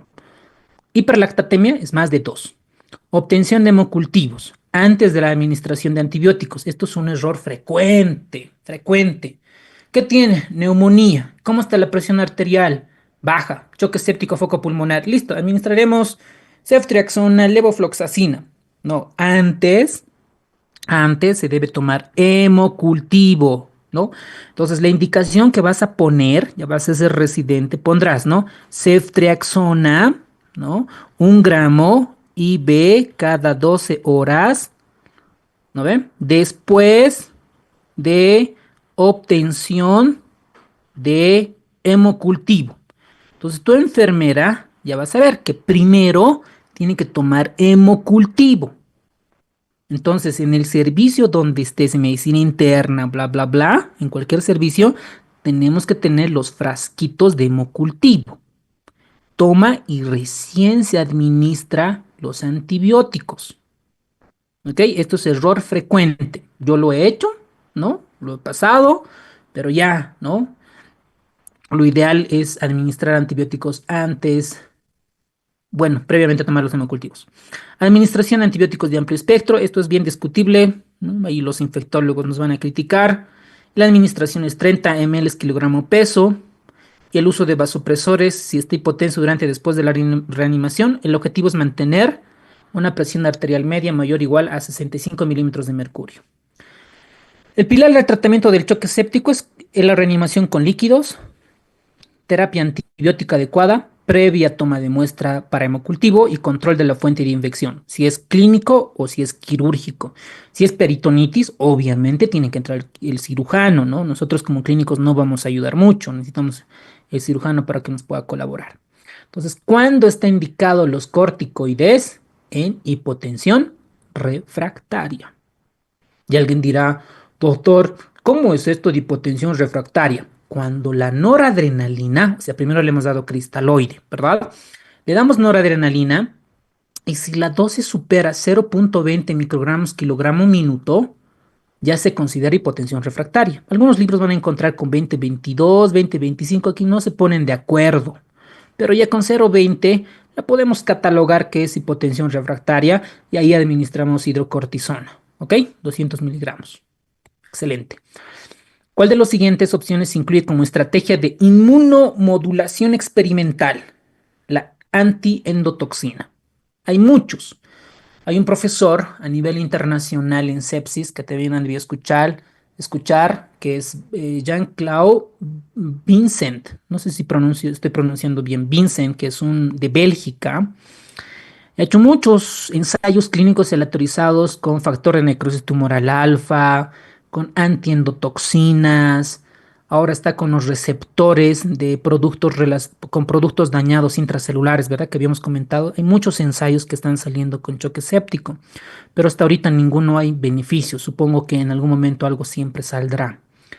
Y en la parte, en choque séptico ahorita mucho está enfocado en inmunomodulación. Porque ¿qué es la sepsis? Es la respuesta desregulada, ¿de quién? Del sistema inmunológico. Entonces aquí hay mucha, ¿no? Mucha investigación, ¿vale? Choque cardiogénico, esto hemos llevado en cardio. Lo único que tienen que recordar es que el índice cardíaco tiene que estar menos de 2.2. ¿No? Este dato no pueden olvidarse para el examen. Causas, montón. Cada, cada causa es un tema de cardio. Para todos los que van a ser cardiólogos, ahí van a tener 3 a 4 años para estudiar cada patología de estas. Estenosis mitral, insuficiencia mitral aguda, insuficiencia aórtica aguda, bla, bla, bla, bla, bla. ¿Ok? Causa común. Ya con eso terminamos, doctores. 15 minutos más. 10, yo digo. 10 más o menos. ¿Cuál es la causa más común de choque obstructivo?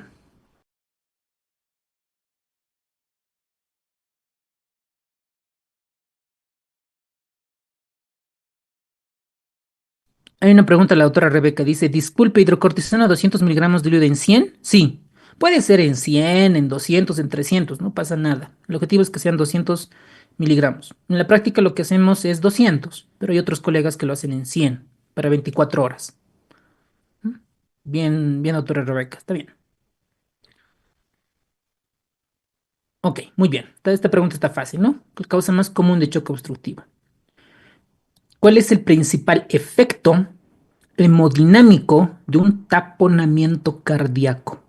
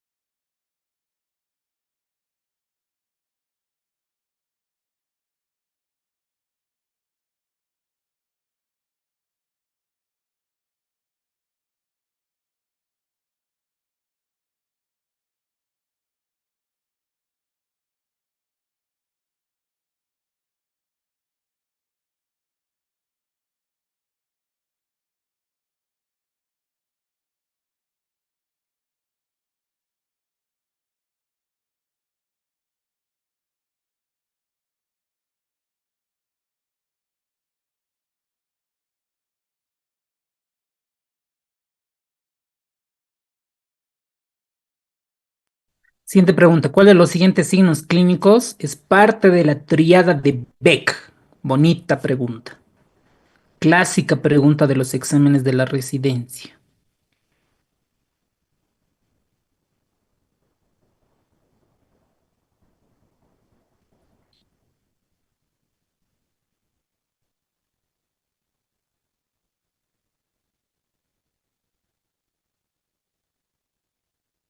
Muy bien, Julio. Muy bien, Marlene, Manuel, Pedro, Anaí, Esther, Lourdes, José.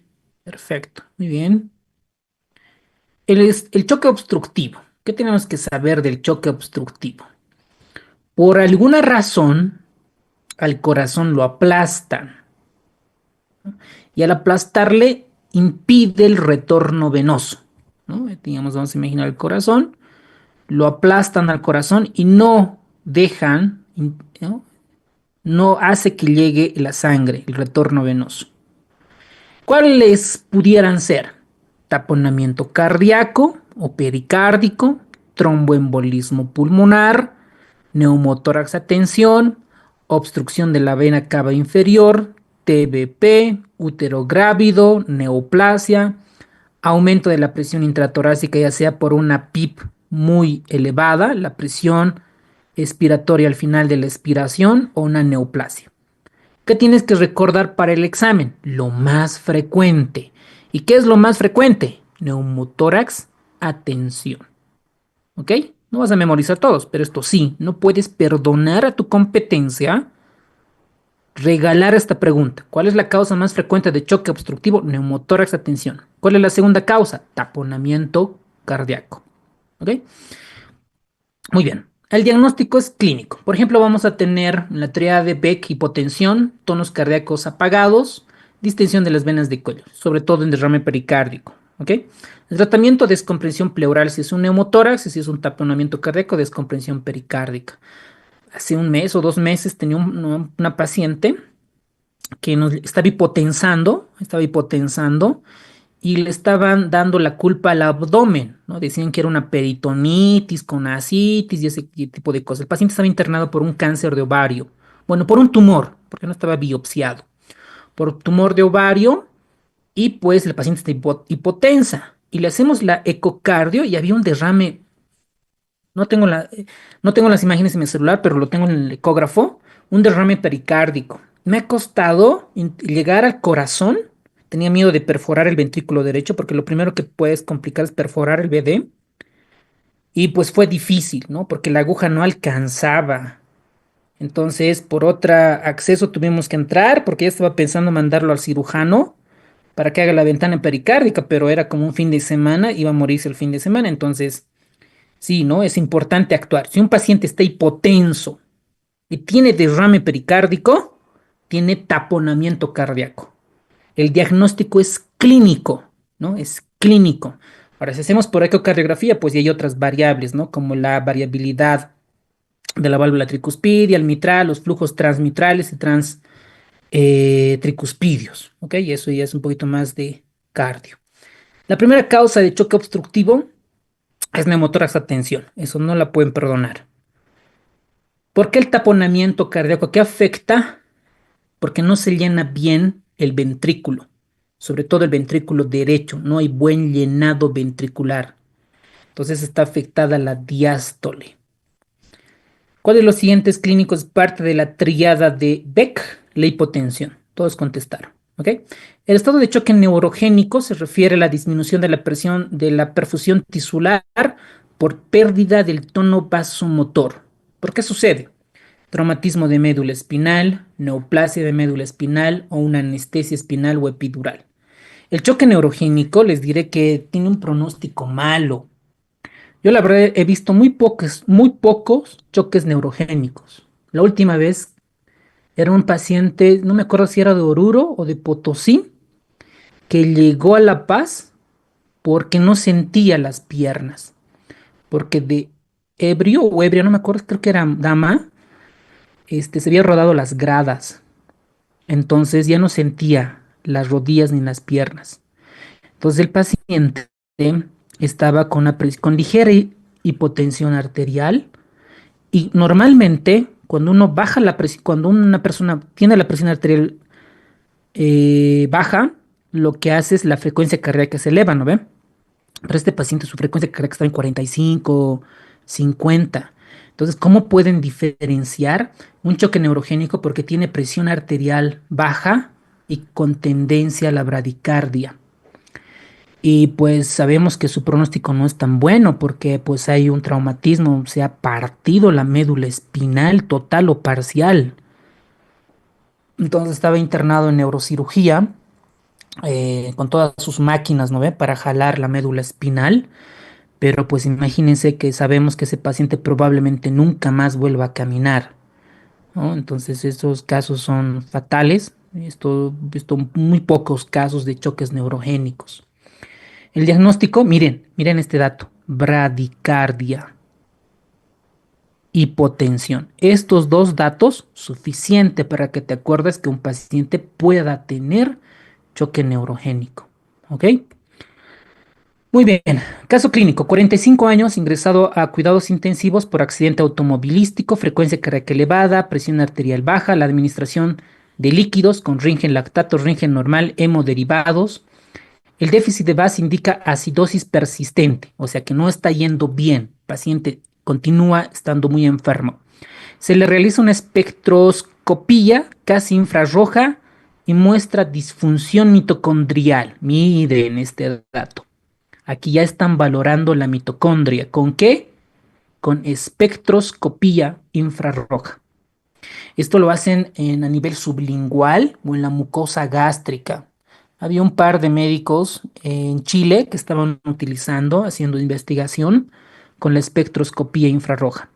Además, las mediciones del volumen telediastólico del ventrículo derecho y de la potencia del ventrículo izquierdo. Esto es monitorización avanzada que se hace en terapia intensiva. ¿Ok? Esto es pura terapia intensiva, porque ya estamos manejando variables avanzadas de hemodinamia o de cardiología, la parte hemodinámica. Por debajo de lo esperado, sugiriendo una precarga insuficiente. Si dice precarga insuficiente, significa que le falta volumen, precarga, y una función cardíaca disminuida. Puede ser que al mejorar la precarga podamos mejorar el gasto cardíaco. ¿Cuál de los siguientes parámetros específicos es más útil? Dice, más útil para valorar el déficit de oxígeno. Déficit de oxígeno. Esto ya la saben. ¿Ok? Ya lo saben. En el contexto de este paciente, que indicaría persistencia de un déficit de base elevado. ¿Por qué tiene déficit de base elevado? Porque está en hipoperfusión, ¿no? Porque está en hipoperfusión, no estamos mejorando. ¿Cuál es la utilidad de la espectroscopía infrarroja? ¿Cuál es la utilidad? Obviamente, monitorizar la perfusión tisular y la mitocondria. ¿Ok? Entonces ya tienen otro dato ahí, doctores.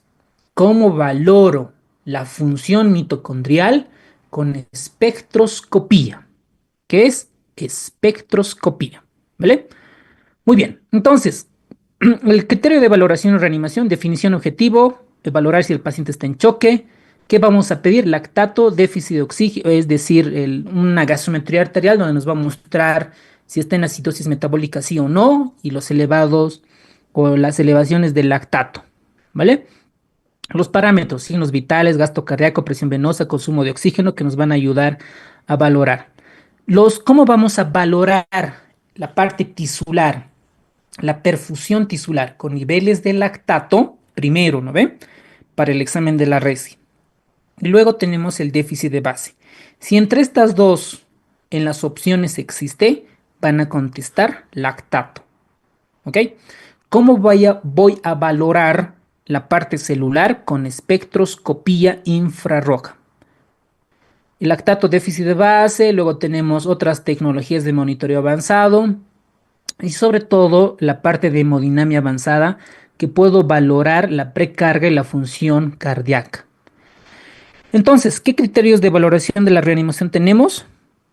Todas, ¿no? Lactato, déficit de base, gasto cardíaco, bla, bla, tonometría gástrica, bla, bla, bla, espectroscopía casi infrarroja, potencial de membrana, trifosfato de adenosina. Para el examen, lactato, es suficiente. Entonces, contestando, ¿cuál es el más útil? Niveles de lactato. ¿Qué nos indica que el déficit de base persiste elevado? Hipoperfusión tisular. ¿Para qué sirve la espectroscopía casi infrarroja? Para valorar la oxigenación tisular y la disfunción mitocondrial. Listo, señores. Hemos terminado. Preguntas. Doc, buenas noches. Doctor, buenas noches. Una consulta sobre la parte clínica en el choque, doctor. Cuando habla de neurogénico, es piel caliente, ¿verdad? Y en el distributivo también se tocan las extremidades caliente, doctor. ¿Me escuchan? Ahora sí creo. Buena pregunta, doctor. En un choque neurogénico, evidentemente la paciente tiene piel caliente, ¿no? El llenado capilar, incluso el llenado capilar no está Recording afectado, stopped. ¿no? No está afectado el llenado capilar. En un paciente con choque séptico, la primera fase es hiperdinámica, ¿no? Es decir, el paciente está taquicárdico, está ansioso, ¿no? Entonces está con el cortisol y la adrenalina elevada. En este caso puede tener una piel tibia, caliente, pero a medida que va pasando la presión arterial va bajando, ya entra en hipoperfusión y ahí vamos a encontrar piel fría. En resumen, choque neurogénico, piel caliente, ¿no? Bradicardia, hipotensión y arritmias. En choque séptico, la fase hiperdinámica donde tiene el gasto cardíaco alto, el paciente puede tener, ¿no? Una piel tibia, caliente y un buen llenado capilar. Pero en la fase hipodinámica, pues ya obviamente su piel está fría, ¿no? Con el llenado capilar aumentado.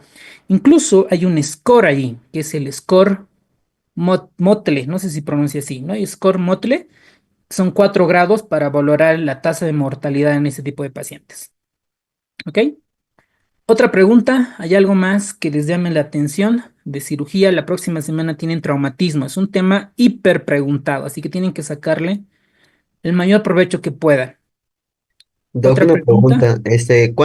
Si bien es cierto, usted menciona que tenemos que pasar 30 ml por kilo peso, ¿hasta cuántos litros podríamos pasar antes de pasarle sangre o escalar a vasopresores, digamos? ¿en qué tipo de choque?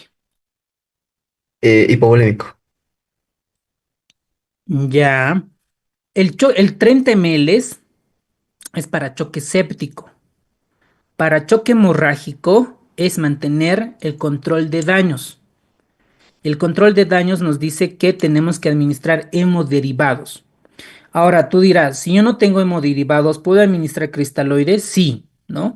Pero ahí tienes que monitorizar la presión arterial llegando a una hipotensión permisiva, es decir, una presión arterial sistólica al menos de 85-90 milímetros de mercurio. Tu objetivo no es llevar a 120-80, es mantener hipotensión permisiva, ¿no? Más o menos en las guías está presión arterial sistólica de 90 milímetros de mercurio. Eso es para choque hemorrágico. ¿Ok? Para choque hemorrágico. Para choque séptico es 30. Si no responde a 30 ml kilogramo peso, tienes que escalar a noradrenalina. No puedes repetir otros 30, otros 30, otros 30. No, es 30 la dosis correspondiente. Por eso nosotros nos peleamos mucho con otras especialidades porque no nos dan el dato, ¿no? Es que o en el centro le han pasado otros 2000, luego en otro lado otros 3000 y no sabemos, ¿no? Entonces ahí tenemos otras herramientas para valorar si es respondedor a volumen o no respondedor. Muy interesante tu pregunta. Otra pregunta.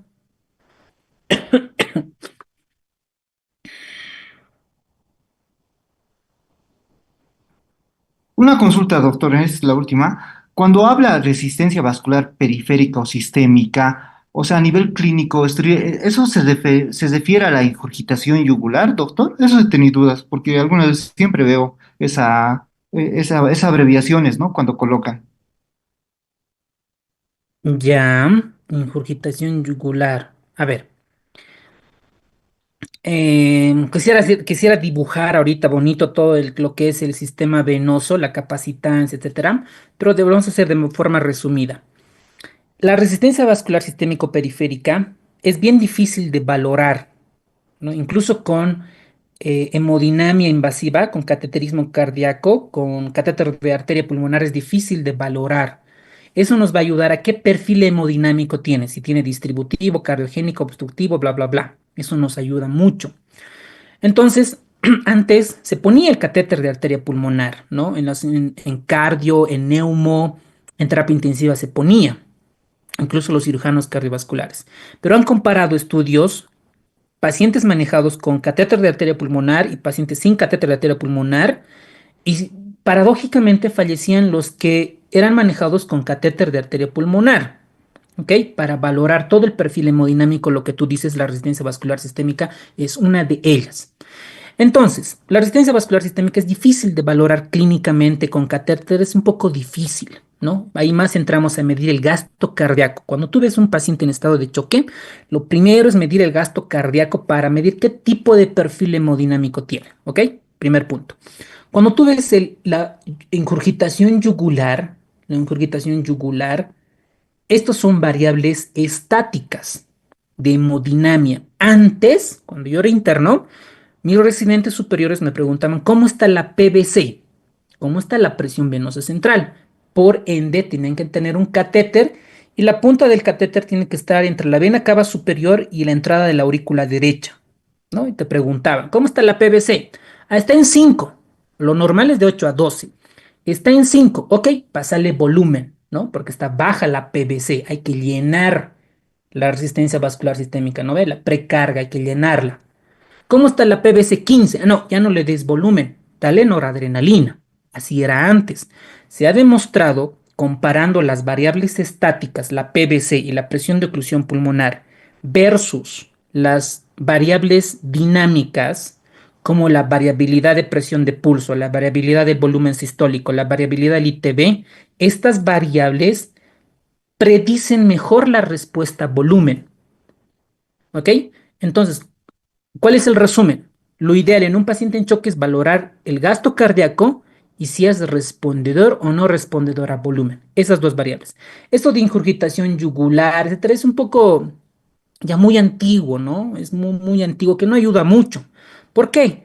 Porque aquí en nuestro medio y en otros lados vamos a tener pacientes con hipertensión pulmonar ya, o neumópatas, de por sí ya van a tener su ingurgitación yugular o un pacientes con falla cardíaca del ventrículo derecho o también van a tener ingurgitación yugular y eso no significa que le falte volumen. Entonces la ingurgitación yugular no valora la precarga. ¿Ok? No sé si me dejo entender. Te Está bien. escuché un poco de ingurgitación yugular, ¿no? Son los grados para valorar si hay disfunción cardíaca derecha o congestión hepática, etcétera, pero pues en la práctica diaria no ayuda mucho. Ahora, para la residencia, podrían decirte cuáles son los grados, pero no sé con qué importancia para la práctica, ¿no? Está bien, doctor, gracias. O sea, veo que no debo relacionarlo con choque, sino directamente con insuficiencia cardíaca y más cuando es ventrículo izquierdo o derecho, ¿no? Bueno, gracias, doctor. Correcto. Correcto. Muy bien, doctor. Excelente. Pues para todos los que están estudiando así a full, ¿no? Saben que van a entrar a la primera y en los primeros lugares, vayan alistando sus papeles. Sé que están